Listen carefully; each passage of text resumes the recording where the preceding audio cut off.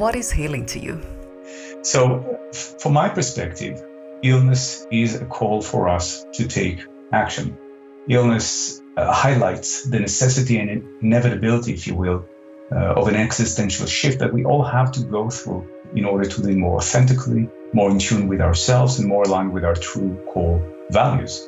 And we don't really do that unless something malfunctions. And what I mean is that, when was the last time you thought about your digestive system or liver or any other organ, even your shoulders? We don't really necessarily pay attention to ourselves and our body as such unless it malfunctions, unless there is pain. And when there is pain, it essentially, our body's communicating, the mind is calling for us to pay attention, utilizing the body as its canvas. It makes a lot of sense, though. Why do we do that? Why do we tend not to pay attention to the body? I live and practice in Boston, Massachusetts, and as such, I use a lot of baseball analogy.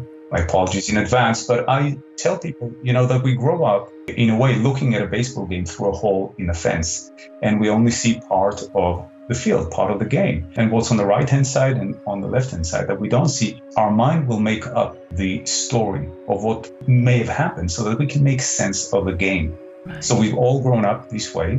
Our parents might have had the best intentions, and the people around us might have supported us to the best of their ability. But because as kids, we don't tend to see things as they truly are, we perceive them in a certain limited way. And because of the way that the mind works, first impression is the lasting impression. So we get ideas about who we are, about the world, and how this world functions with us in it. Many of these presumptions or conclusions are just false. Right. And we need to update our understanding of ourselves, our belief systems. In doing so, hence the healing process, the healing journey. In your book, you mentioned the difference between recovery and healing. Talk to me for a moment about that, Avinoam.